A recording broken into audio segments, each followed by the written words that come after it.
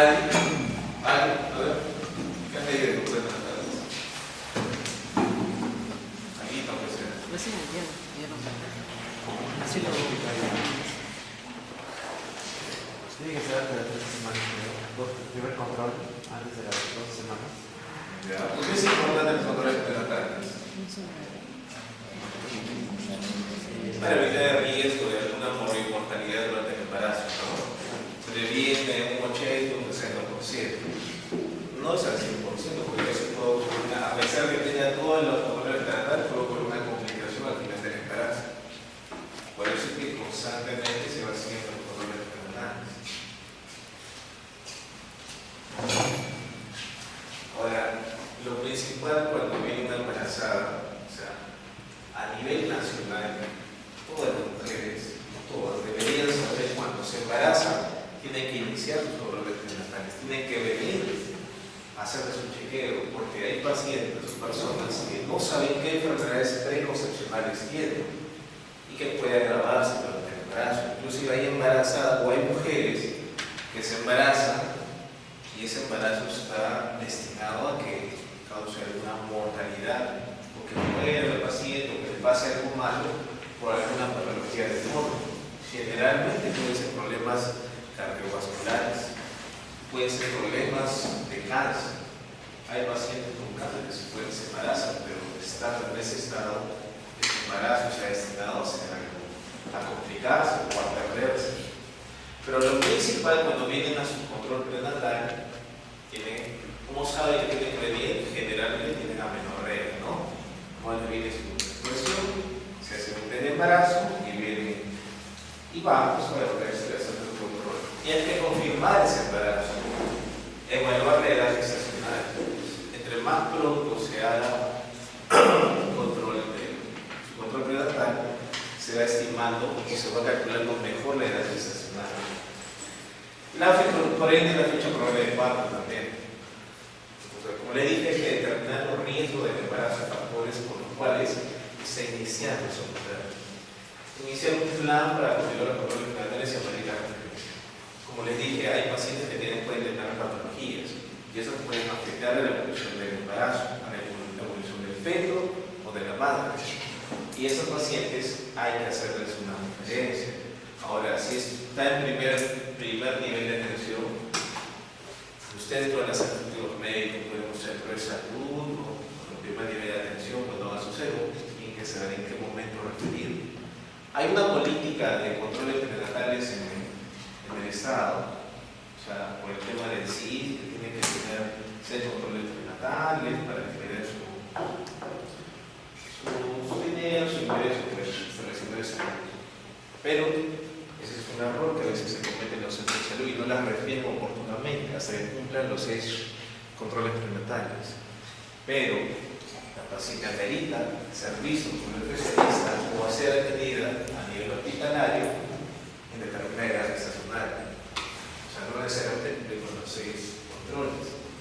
Entonces, para esto que yo necesito que el control sea precoz, sea periódico, sea completo, extenso y de amplia cobertura. No solamente va a ir con el médico, tiene que ir con el odontólogo, tiene que ir con el obstetrista, tiene que ir con el nutricionista, con la enfermería, o sea, varias consultorios. Entonces, control prenatal. Es el conjunto de actividades dirigidas a la detección de la madre durante el embarazo, el parto, en la historia clínica perinatal, hay una parte, el postparto, el puerperio y la atención del recién nacido. La OMS tiene intención de comprender todos los aspectos de la salud de la mujer desde el embarazo al parto hasta el postparto. Ahora hay muchas directrices, normas técnicas que tenemos que manejar. ¿No? La de nuestro país puede ser similar, pero no igual a la de otros países. Entonces, la finalidad primero es que tratar de hallar todas esas comorbilidades. Esa paciente tenga sus controles adecuados, para su función adecuada, y que esa paciente está recibiendo tiene que tener un adecuado atención integral en el centro de nivel de atención. Ahora, la mayoría de mujeres en la zona urbana son las que más se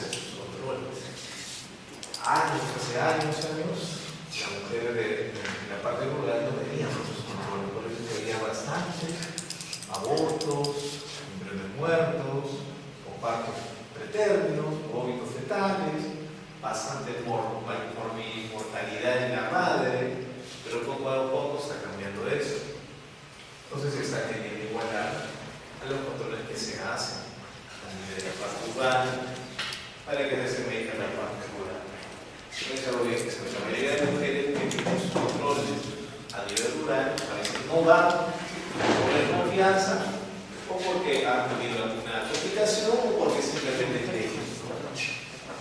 Y te viene cuando recién ya está complicado, cuando recién se están manifestando algunas complicaciones.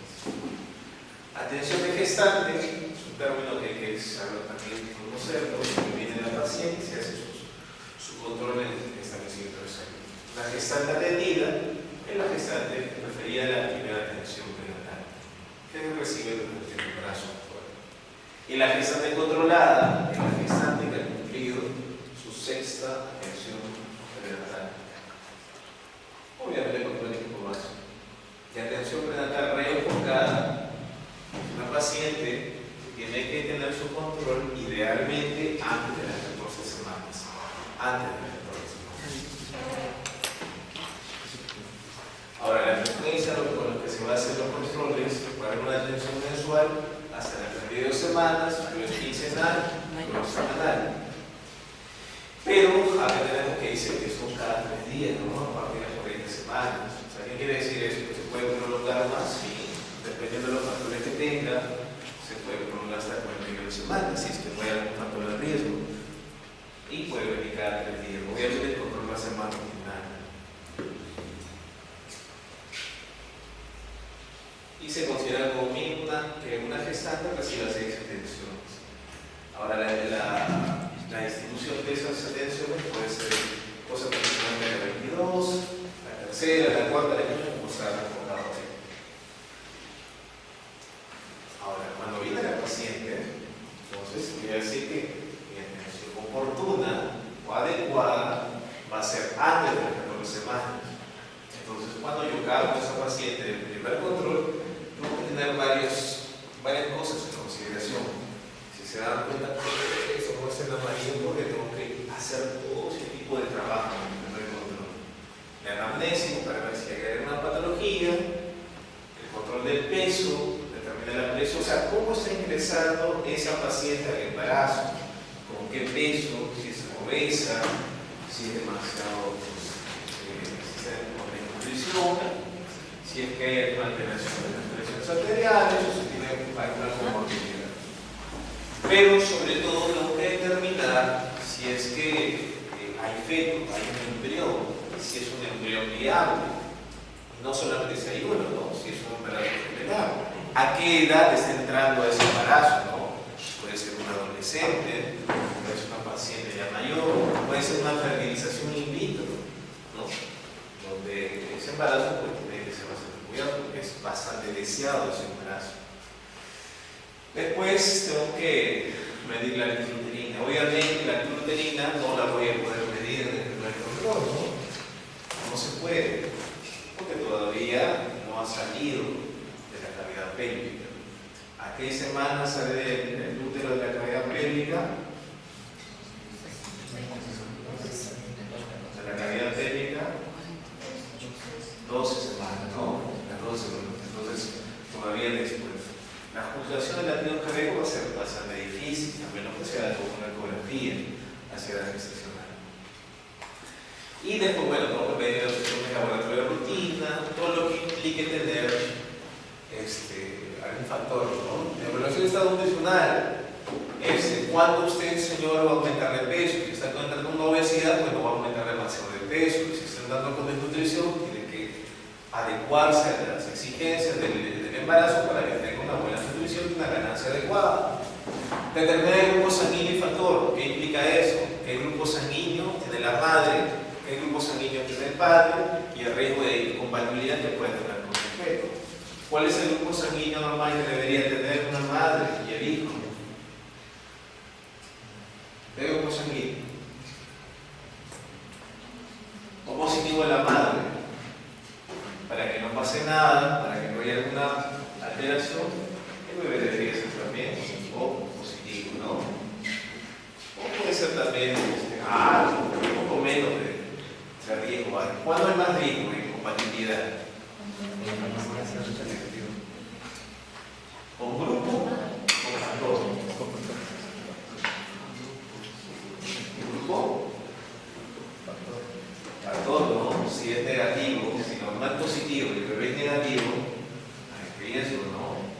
más riesgo de que me haga alguna insulinización. Aquí hay veces que me haga una incompatibilidad nomás, ¿no? Para que no me haga una insulinización, esa paciente tiene que recibir sus vacunas. Inmunoglobulina, antidengue. ¿A qué edad gestacional? ¿Cuándo? Cuando hagan ese tema hay que llegar.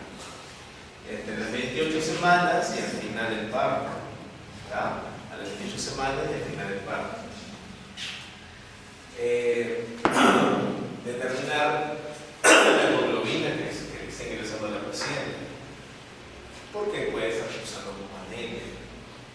Por fisiología del embarazo, esa paciente va a cursar con anemia, aunque se haga todo lo que pueda hacer, va a bajar la hemoglobina.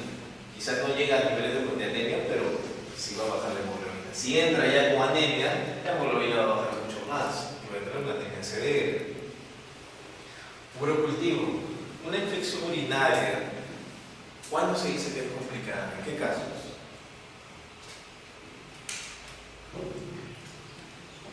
Una paciente o un paciente que tenga alguna compromiso urinario, una infección urinaria complicada. Cuando una gestante tiene infección urinaria, también se considera una infección urinaria complicada, porque puede afectar al embarazo, sobre todo en el primer trimestre, provocando RPM, o sea, membranas, amenaza de parto pretérmino, ¿qué más? Infecciones, poliomelitis, son infecciones que suben hasta pielonefritis. Después, detección de la diabetes gestacional, los niveles de glucosa. Los niveles de glucosa hay que determinarlos si es que esa paciente está cursando o con una diabetes pregestacional o con una diabetes o con resistencia a la insulina. ¿Quiénes de las mujeres preconcepcionales tienen más riesgo de hacer diabetes gestacional?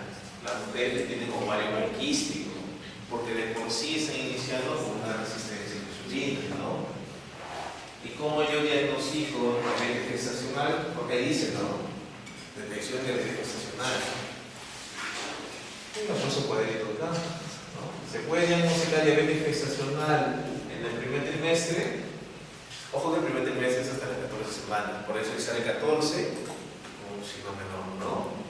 ¿Puedo diagnosticar diabetes gestacional en el primer trimestre? ¿Puedo?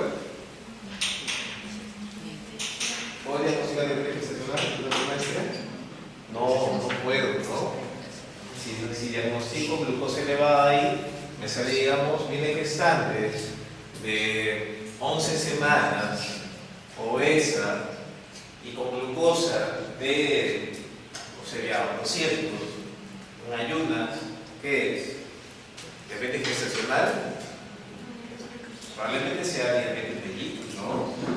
Porque tiene ya factores de riesgo de obesidad, de repente tiene antecedentes de un embarazo previo con macrosomía fetal, y aparte que en ayunas me está con glucosa de 200, eso ya no es una diabetes gestacional. ¿Cuándo yo puedo diagnosticar diabetes gestacional? A partir del segundo trimestre. A partir del segundo trimestre. De las 24, 28, a partir de esa edad gestacional es adecuado hacer ese diagnóstico. Puedo diagnosticar diabetes gestacional en el tercer trimestre, pero diabetes mellitus en el tercer trimestre, sí se puede. De repente es una paciente que nunca ha venido a sus controles y viene con glucosa de 250. Eso ya no es diabetes gestacional, es una diabetes mellitus, muy elevada la glucosa. Peor si no tenemos retinatas. Descarte de sífilis, prueba rápida de sífilis, VIH dice abajo, o sea, son infecciones que pueden causar bastante repercusión en el embarazo, sobre todo con la posibilidad de que tenga infección TORCH. La infección del TORCH, el grupo TORCH, tienen más implicancia o afectan más al embarazo si se contagia en el primer trimestre.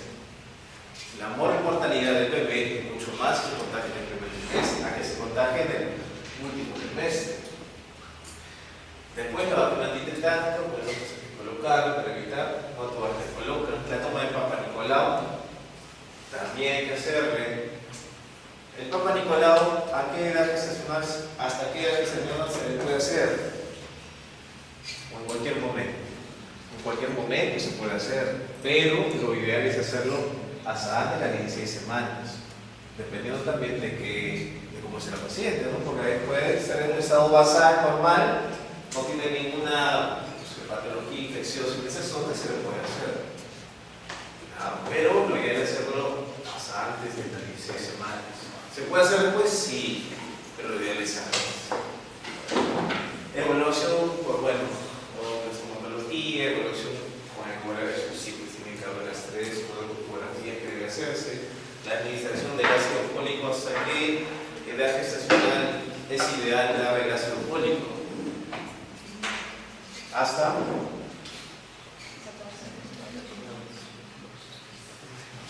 3 meses, ¿no? De los primeros 3 meses del embarazo. Pero se dice que actúa o es ideal que reciba o donde va a realizar una potente acción a nivel de desarrollo es hasta las 8 semanas. ¿Por qué hasta las 8 semanas? ¿Por qué? Porque es la etapa embrionaria, ¿no? ¿Hasta dónde es la etapa embrionaria? 8 semanas, ¿no? No, por eso es que ahí, o por ahí no también es necesario hablar, o sea, para que no haya esa generación, ¿no? Pero lo ideal es dar en la etapa embrionaria, porque pues está desarrollando todo, los discos embrionarios se están terminando de desarrollar y después que solamente lo que es crecimiento.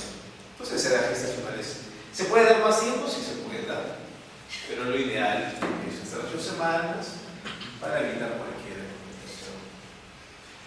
Administración de hierro, a veces sigue dando hierro y ácido fólico, administración de calcio, información sobre la salud sexual, psicoprofilaxis que a veces se da, a veces no, estimulación prenatal, vaya cuando hay que tener comunicación o tratar de estimular esa comunicación de madre o madre con su bebito, ¿no? Ya hicimos toda la clase con la historia clínica, se hicieron, ¿no? Ya. O sea, lo primero es anamnesis, ¿no? Todos los antecedentes. ¿Cuál creo que es la parte más importante de toda la historia clínica? Por lo menos de esas partes.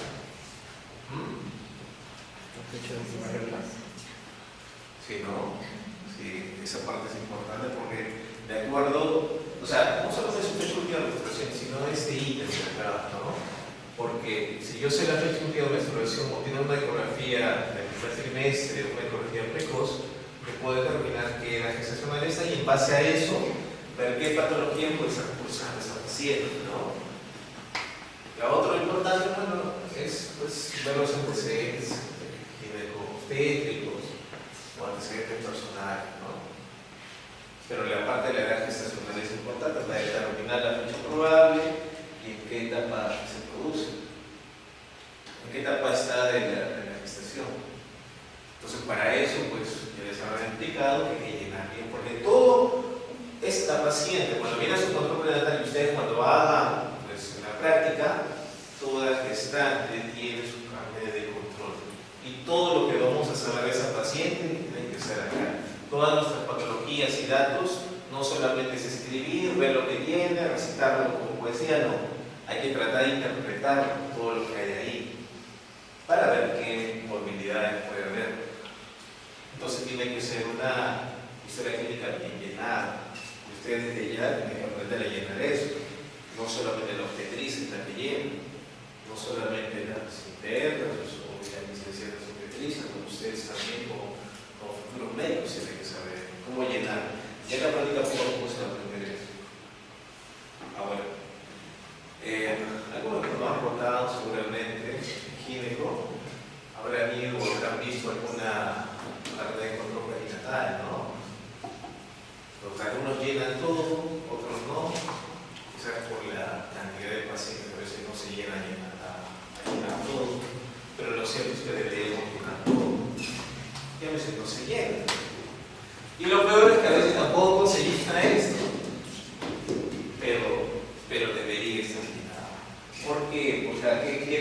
ahí.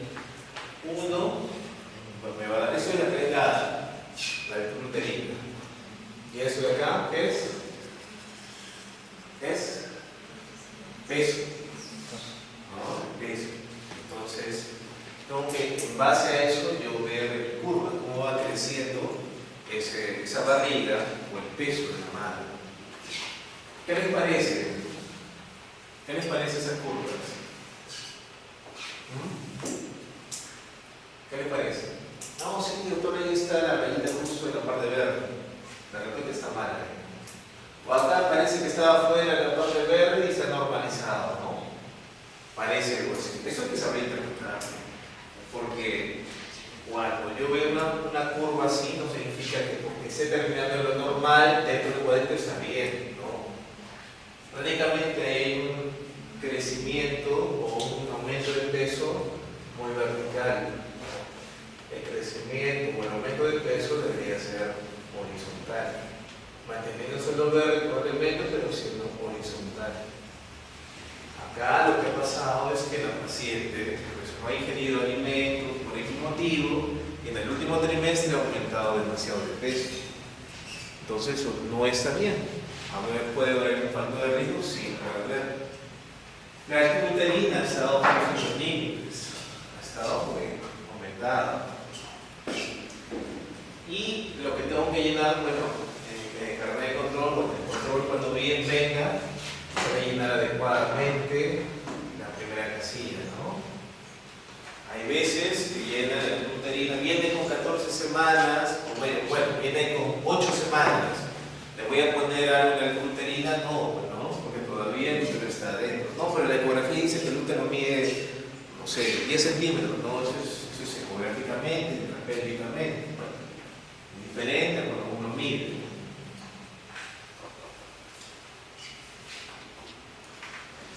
Y bueno, los controles prenatales, lo que hay que priorizar es que todo, casi todo, se haga en las primeras semanas del embarazo, en el primer trimestre. Y poco a poco tratar de ir escalando, yo sabiendo cómo está empezando ese embarazo. Entonces, si viene con un periodo, como dije anteriormente, si ha recibido su ácido fólico, sus vitaminas, sus suplementos, bien.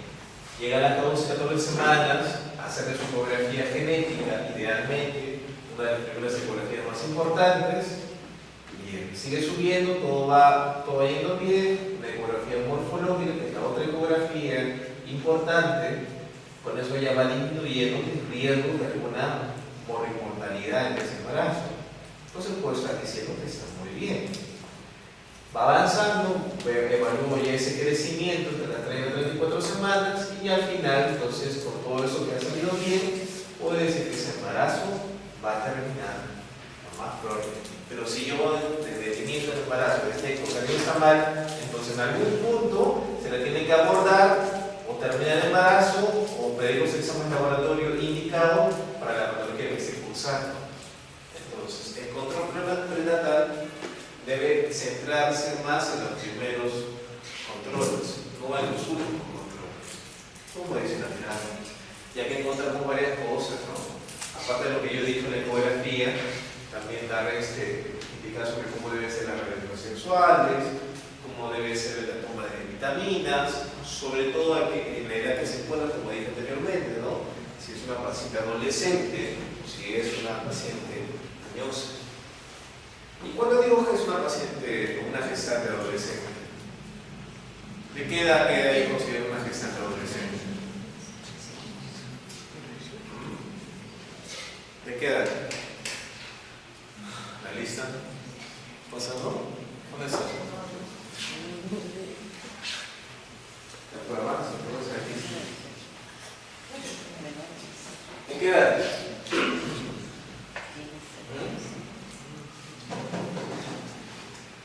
¿De qué edad de los 11 a 17 semanas según la norma técnica? Hay otros que deben embarazo adolescente. Hay otros que pero la norma técnica es que se debe ser de esa semana. Bueno, la inmunización que también debe indicarse a la paciente no es obligatorio, pero debería ser.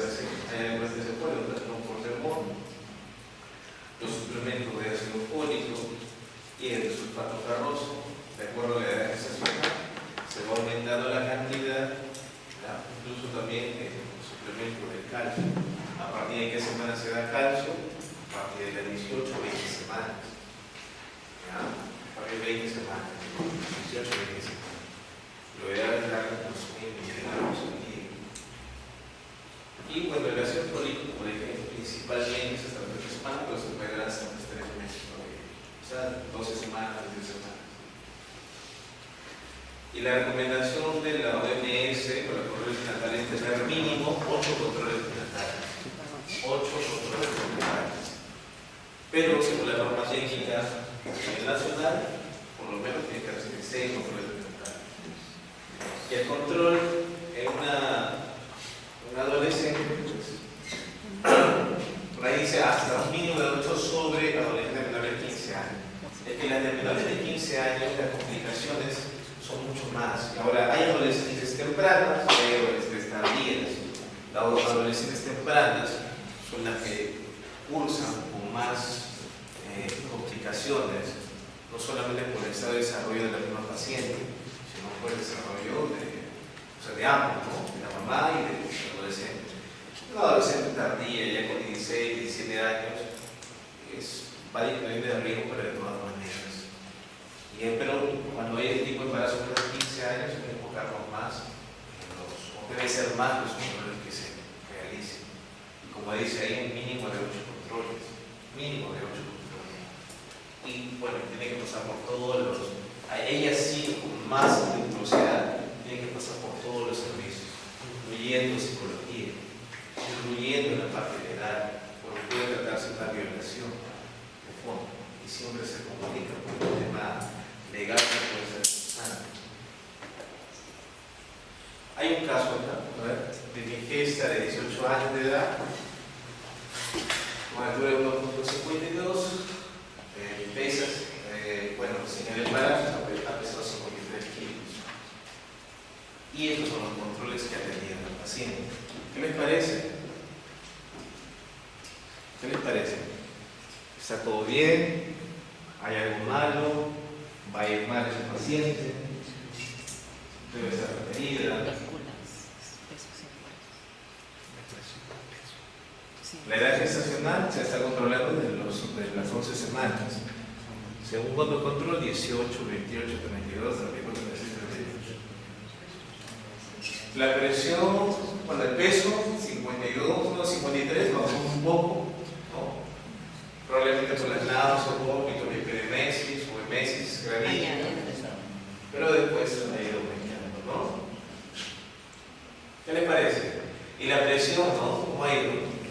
De 160, subasal, después el líquido ha aumentado, la gluterina, bueno, también está ahí. Los latidos, ¿qué les parece? ¿Todo bien? ¿Alguien que me diga algo? La presión está elevada en el último. Se le va a dar el último, ¿no? Me pude haber dado cuenta antes de que se eleve así la presión. O ya el último, hermano. No, yo ahora sí tiene 150, ahora sí hay que hacer algo. Desde antes, ¿no? ¿O no? ¿Se pudo haber advertido ese incremento de presión desde antes? Sí, claro que sí. ¿Cómo? Sabiendo que, analizándolo, ¿no? Ese es el punto, analizarlo. La edad gestacional, bueno, ya. El peso, ¿qué les parece el peso? ¿Cuánto de peso subido? Mucho también, ¿no? Sería yo. La gluterina. Porque yo como. ¿Qué parece que está bien? Sí. Nada. Mucho. Mira, la presión. La presión, vamos a decir primero la presión por la siguiente diapositiva que hay. Ese es su basal. Disminuyó, aumentó un poco en las 28 semanas, aumentó un poco más en las 32 semanas, siguió aumentando, las 34 obviamente hasta ahí, desde las 28 semanas ya pasó su basal, más de 15 litros de mercurio de sodio. 6 semanas ya puede calcular, o sea, ya eso ya se ve venir que esa presión va a llegar a esto. Ya no se pasa, y en el paciente probablemente en su quinta o cuarta presión ni sentía nada. recién está sintiendo, pues de repente a las 7 semanas, los signos premonitorios. Entonces, en base a eso, yo tengo que saber cómo fluctúa la presión en el embarazo.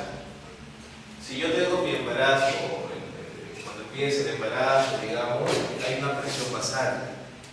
Y esa presión basal va cambiando de acuerdo al trimestre. El primer trimestre inició con X, ya. Segundo trimestre esa presión va a bajar, va a disminuir. Y sabemos por qué va a disminuir, pues no. Aumento de progesterona, mayor vasodilatación, se distiende ese tejido, tiene que haber mayor extensibilidad, entonces también en los vasos o los músculos lisos de las arterias también hay distensión, entonces hay una dilatación. Por lo tanto, hay una caída de la presión, una caída fisiológica, que después se normaliza, ¿no? Disminuye. En cambio, ¿qué pasó en el anterior paciente? En vez de disminuir, ¿qué pasó? Aumentó, ¿no? Bajó un poco, sí, en las 18 semanas, ¿no? Pero después fue aumentando, o sea, debió aumentar quizás después, pero se adelantó, empezó a aumentar en la tercera, cuarta tensión. Eso no está bien. Entonces de ahí ya puedo estar viendo, no, acá está pasando algo. Ahora, la hemoglobina es otro factor que va a tener que tener en cuenta también. ¿Ya? Por la anemia que impulsa las embarazadas. Fisiológicamente pasa casi lo mismo. Como le dije anteriormente, la presión baja, generalmente del segundo trimestre, la hemoglobina debe pasar lo mismo. ¿Por qué pasa lo mismo? ¿Por qué? ¿Por qué pasa que la hemoglobina disminuye? ¿Por hemodilución? ¿Qué es la hemodilución? O sea, ¿qué es eso? Aumenta el plasma. ¿Ya? ¿Qué más? ¿La hemoglobina no aumenta? ¿Disminuye? Mucho más que la hemoglobina aumenta el plasma, ¿no? Ambos aumentan, pero el que aumenta más es el plasma, lo que ocasiona que haya hemodilución, ¿no? Bueno, y ahí también lo que dice la diapositiva, que hay que tener en cuenta también, eso pasa pues en la voz, puedes tener eso, pero a veces en la sierra de Partenila, las hemoglobinas pueden ser mucho menores, y para eso ya la tabla de hemoglobina del embarazo va cambiando, son otros valores, ¿no? ¿Cómo es en la parte de la sierra mayor altitud?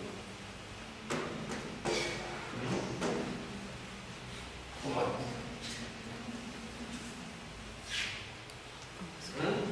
¿Cómo es la hemoglobina?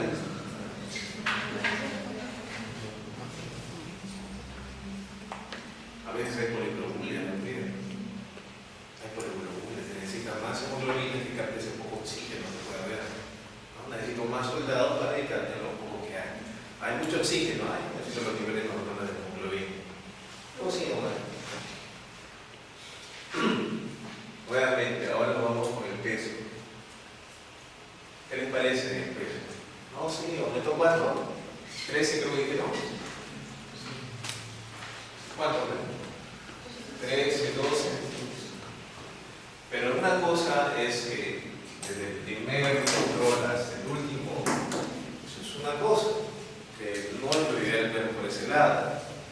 Lo ideal es ver cómo va aumentando entre control y control, sobre todo desde el último trimestre. Como ya los controles son mucho más seguidos. Entonces yo tengo que ver cuánto está ganando de peso mi paciente en el tercer trimestre. Entre las 34 y 36 semanas, en 2 semanas, ¿cuánto ha aumentado? ¿Cuánto ha aumentado? 2.6 kilos, no.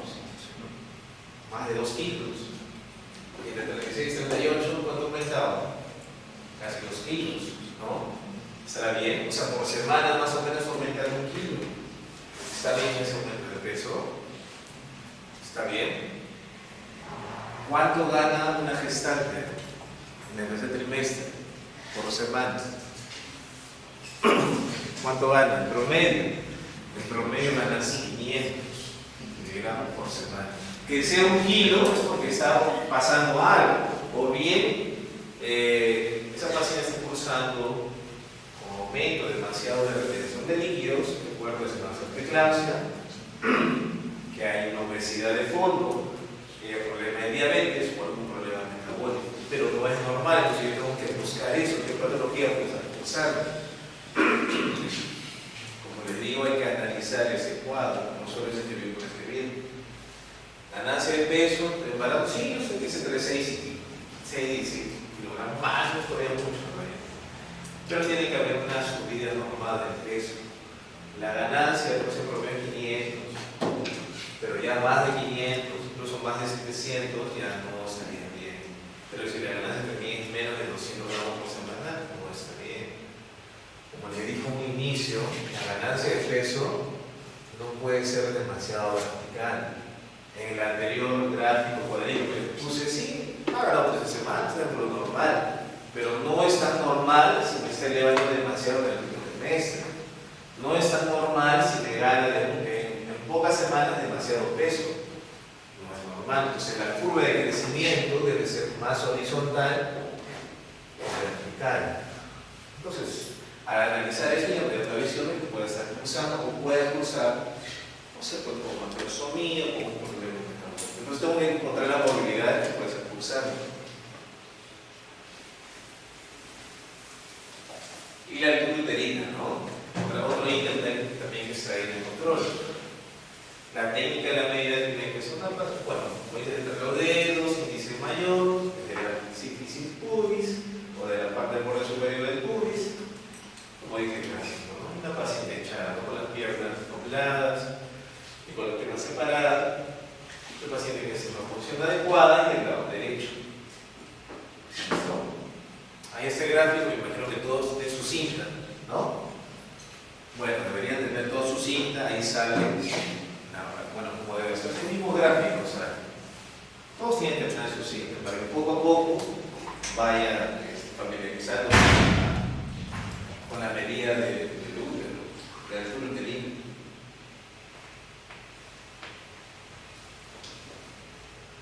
Ahora, la altura uterina, si ustedes la miden bien, van a tener un dato importante para saber en qué edad gestacional se encuentra. El paciente viene, me salió un bulto en la barriga, viene, se escucha latidos, está embarazada.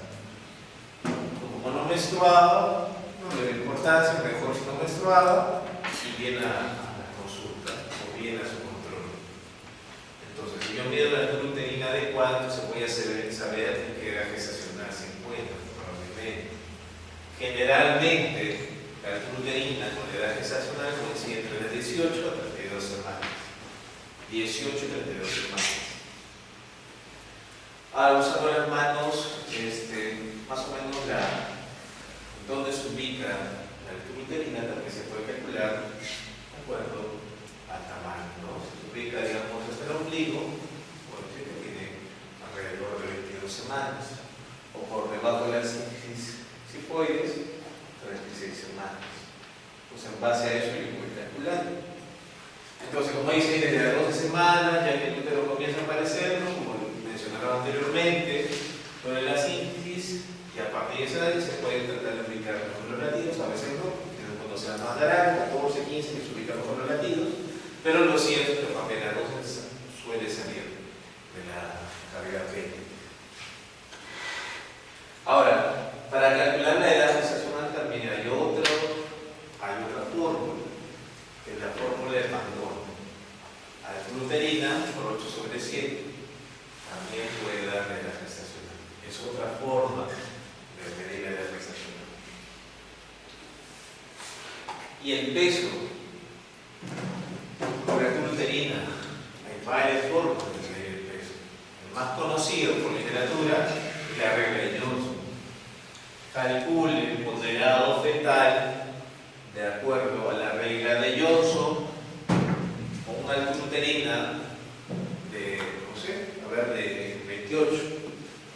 Entonces, de acuerdo a si está encajado o no, puedo restarle 11, puedo restarle 12, y multiplicar por 155, más o menos 200. Esta fórmula de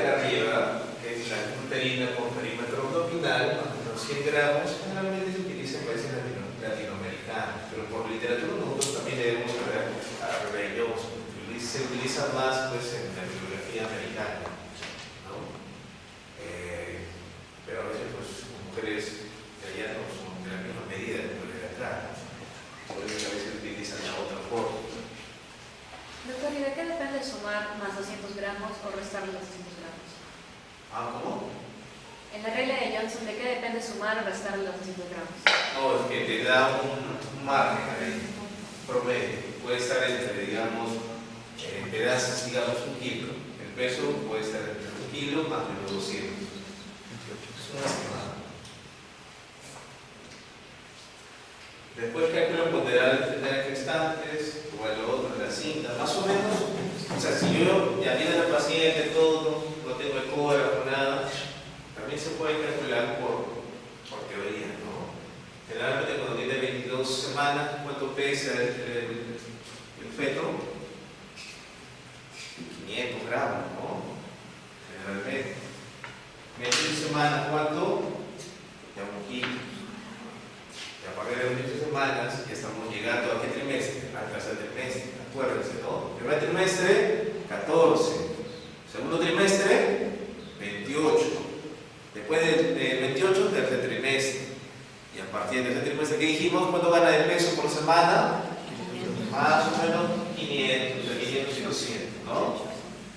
Entonces, ese debe ser los pesos estimados por los cuales yo puedo calcular. Tengo varios factores por donde poder calcular, de acuerdo a lo que yo quiera manejar, de acuerdo a lo que me pidan. Otra cosa también que debemos saber, los edemas puede haber en las embarazadas, no es algo anormal. Lo anormal sería que ese edema vaya creciendo, que siga aumentando, que siga ascendiendo. Si sigue ascendiendo y llega hasta la parte inferior de abdomen, o en el mismo abdomen, o cae, o se va haciendo más generalizado, eso ya no es normal. Puede estar cursando algún problema, generalmente es de preeclampsia, algún problema renal, o algún problema de fondo. Ya eso lo llevamos a la sala, ¿no? Pero hasta cierto punto el edema es el edema puede ser fisiológico. Los reflejos osteotendinosos, que también está en control prenatal. ¿Qué me indican los reflejos osteotendinosos?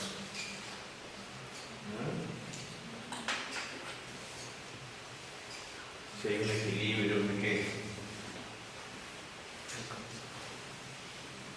Hay una respuesta adecuada, ¿no? O sea, la respuesta del sistema nervioso, de acuerdo a donde se está ubicado ese reflejo, patelar, a nivel superior, inferior, ¿no?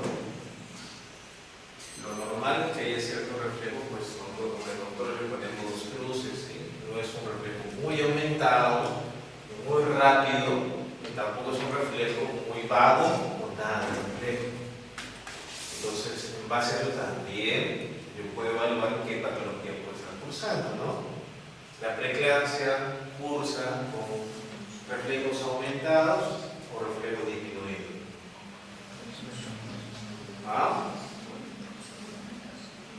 Aumentado o disminuido. Aumentado. Por eso es que cuando se da demasiado el tratamiento de preeclampsia, cuando se da sulfato de magnesio, a veces cuando se pasa de la dosis puede causar arreflexia o hiporreflexia. Que no es lo adecuado. O sea, es el extremo, ¿no? Del tratamiento, de cuando hay reflejos aumentados, lo bajo demasiado esa preeclampsia con sulfato de magnesio, eso me llega a arreflexia. Y eso no está bien. Bueno, el ácido sulfosalicílico es para detectar oportunidades reactivas, así que la paciente cursa con infección urinaria. Y luego también las maniobras de Leopold, que está dentro del control prenatal también.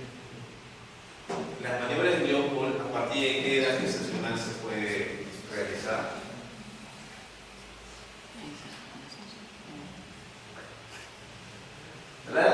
Ya Alvaradito, no hay un librito que se llama Alvaradito, no conocemos solo resumen nomás de eso. Ya nada lo puede. Todas las obstetrices ven, ustedes también tienen que ver eso mínimo. También hay ya. Entonces, a partir de las 28 semanas se puede realizar la maniobra de Leopold. Eso es básico. Básico.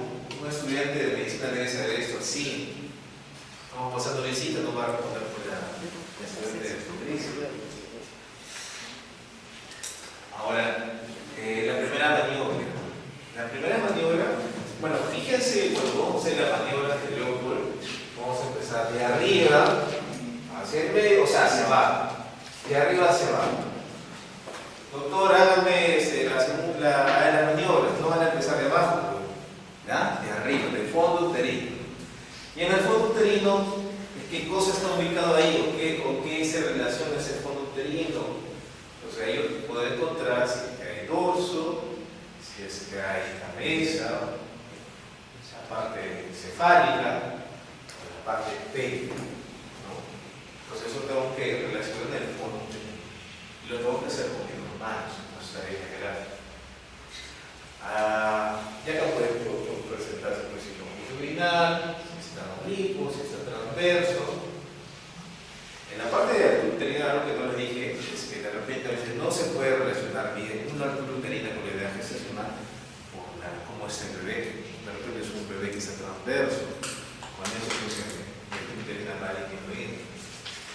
Bueno, primera maniobra entonces, ¿qué cosa está ocupando el fondo uterino? ¿Qué parte del feto ocupa el fondo uterino?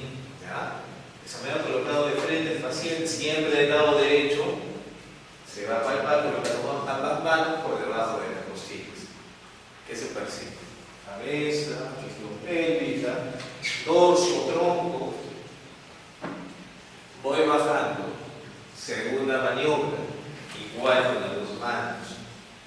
Entonces, con las dos manos voy a hacer los flancos para ver en qué parte se para el dorso. Ahora, el dorso es la parte más, obviamente la parte más dura. Si yo paro por el dorso, va a ser más regular la superficie, va a ser más consistente, a diferencia de si paro por la otra cara, donde va a haber irregularidad, no va a ser muy simétrico, incluso a veces puede haber movimiento. Entonces, tengo que diferenciar. Por eso tengo que colocar mis dos manos ahí. Se ubica la espalda del dorso relacionado con el lado derecho y izquierdo de la madre, simulando colocación frente al paciente, ponemos ambas manos y se ubica de qué lado está. Si está al lado derecho, derecho, si está al lado izquierdo, izquierdo. ¿Listo? Bien. La tercera maniobra, voy bajando. Ya esto sobre arriba, en el medio o por abajo, la tercera maniobra. Entonces hago mi mano como si fuese pues, una garra y voy palpando, tratando de ver si es que se presenta en la cabeza, ¿no? Por la región pélvica, comparándolo con mi otra mano en la parte del fondo. Yo diferencio entre la parte pélvica y la cefálica porque la cabeza es más consistente, más sólida, ¿ya? Es más sólida. En cambio, la parte pelviana es un poco más blanda, menos sólida. Hay confusiones inclusive. Entonces, entre más toquen al paciente, más se practiquen, van a poder diferenciar uno del otro. ¿Listo? Y lo que dice ahí es importante también. Si la parte de presentación no está encajada, se percibe un movimiento del feto, que en general, pues la cabeza va a ser como un pelotero cuando no está encajado. Y ahí se va a poder diferenciar bien si es la cabeza o la región pélvica. La tercera maniobra. La cuarta maniobra, igual con las dos manos, ya un poco más abajo. El examinado se coloca mirando lo que dice la gestante. Siempre está del lado derecho, pero esta vez la mirada o la dirección del examinador es hacia abajo. Las dos manos tratando de ubicar la cabeza y ver si es que hay movilidad o no. Si hay peloteo, como le dije anteriormente, pues no está encajado. Pero si no hay peloteo, un poco movimiento, es lo más probable que, o sea, el movimiento me refiero al movimiento de hacer el examen. ¿Ya? Si no hay mucho movimiento, que ya está encajado. Inclusive a veces, más adelante en el gráfico, a veces yo puedo sentir la cabeza todavía ese peloteo. Si se siente saliendo un poco nomás de la cabeza, que se llaman quintiles, ¿no? Puedo sentir si mi cabeza está. Cuando tomo mi mano, entonces quiere decir que esa cabeza todavía no ha encajado bien. Pero si toco poca cantidad de la cabeza con mis dedos, significa que ya está avanzando su encajamiento. Cuarta manera. Y la otra cosa que también está en los controles prenatales es ver cómo va la evolución de los pezones. Y eso es algo que hay que transmitir a la paciente, porque inicia sus controles con un pezón pequeño, inclusive a veces divertido. Llega el embarazo, termina el embarazo, ese pezón pues no está bien formado y al no formarse bien no va a adelantar. Sufre el bebé y sufre la mamá. Entonces desde antes ya, inclusive desde el trimestre cuando va aumentando el tamaño del pezón, se va advirtiendo que se da la maniobra de formación del pezón. Se colocan brasiles de 1 o 2 tallas menores para que la presión sobresalga el pezón, permitiendo que salga, se exponga más el pezón, que no haya algo que pueda obstruir. Y eso es como les mencioné anteriormente, los quintos, que se pone la mano para ver si es que hay encajamiento. Si llega a las 38 semanas, o sea, ya a término, y todavía se ve la cabeza, se falta abrir la cabeza, es probable que no ha encajado, y lo más probable es que termine cesárea. Pero si yo a las 12 parto mi cabeza, entre 2 semanas, lo más probable es que se parta, va a generar un parto por vía baja, parto vaginal. Y otra cosa que hay que saber, bueno, ya les dije anteriormente, los cultivos, los exámenes que se piden, las ecografías también, genética, morfológica. El Papa Nicolau, lo ideal es en menos de 16 semanas, el cuerpo humano durante toda la edad gestacional. Y si yo encuentro aspus, lie bajo, lie alto, desorden epitelial, ¿qué se hace? Nada, no puede haber regresión inclusive. La biopsia no debería tomarse, se puede, pero no debería tomarse, sobre todo si se segundo de meses. En esos casos yo me anticipo si el caso de la lesión del cuello del útero está demasiado lesionado. Incluso si el cáncer, obviamente, puede que haya amenazas de parto o amenazas de aborto. Y el mismo cuadro, para terminar. Entonces, ¿qué nos llama la atención ahí? Sí, doctor, que la presión fue aumentando. Aumentó, llegó a 150, 110. El paciente seguramente habrá hecho preeclampsia severa. Pero llegó a las 38 semanas, donde pudo haberse realmente agarrado a nivel rural o hospitalario. ¿Qué otra cosa más llama la atención? El edema. ¿Ah? El edema. ¿Edema? No se excusa. Ya. ¿Qué más? ¿Qué tiene el peso? Ha aumentado mucho de peso, ¿no? ¿Qué más? ¿Qué más? ¿Qué pasa con la uterina? ¿Está qué? No puedo recordar.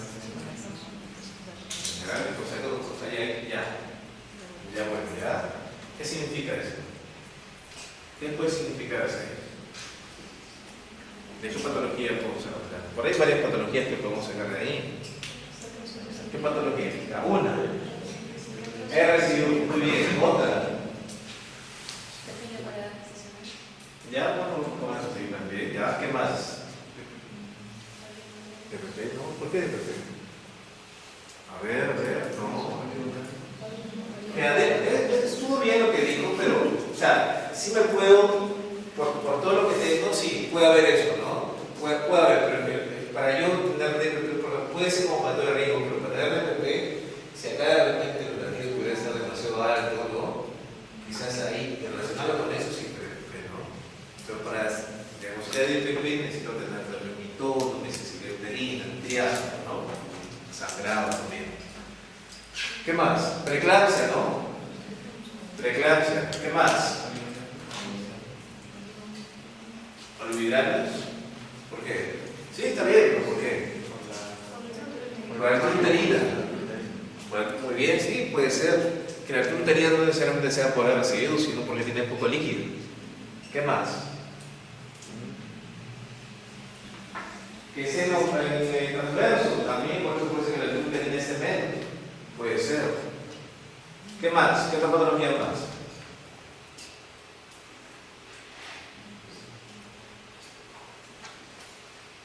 Pueden cursar con diabetes gestacional. Con diabetes. Bueno, diabetes gestacional. ¿Pueden cursar? Probablemente el peso, probablemente puede que sí. Está aumentando mucho de peso. Kilo por semana. No está bien eso. Macrosomía no. Claro, pero puede relacionar, sí, es parte, pero no es estrictamente. Puede haber diabetes gestacional con preeclampsia. Puede no dar macrosomía necesariamente. ¿Ya? Pero lo normal es que sí hagan. Pero ahí nos estamos fijando más que todo por el aumento de peso. ¿Qué otra patología? Si no hubiera eso, también podría estar que haya cursando como una hipertensión gestacional. ¿No? O sea, si yo no me doy ahí, ¿no? Hasta ahí de repente yo no, bueno, ya sí, paso de un poco de presión, pero no debería. Entonces, más solo con ese paciente, ¿no? Estando con 22 semanas, me está subiendo la presión, bueno, ya pues, pero la cuarta control ya tengo que hacer algo, porque la presión me está subiendo.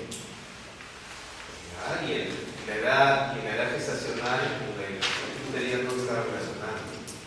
Entonces, acá ya están pasando años, y esta paciente ya la tengo que referir. ¿Cuántos años tenía? Bien, todavía, ¿no? Entonces, pues hay que referirla ya. No esperar a que 10, 150, 110 para pasar. Entonces, a lo que voy es que en base a todo eso tengo que analizar punto por punto y tratar de encontrar alguna patología que pueda relacionarse y hacer pues una intervención oportuna para disminuir la mortalidad. ¿Listo? Doctor, en presentación, ¿qué significan esas sílabas IDS, DFI? Bueno, la parte de abajo. Bueno, ahí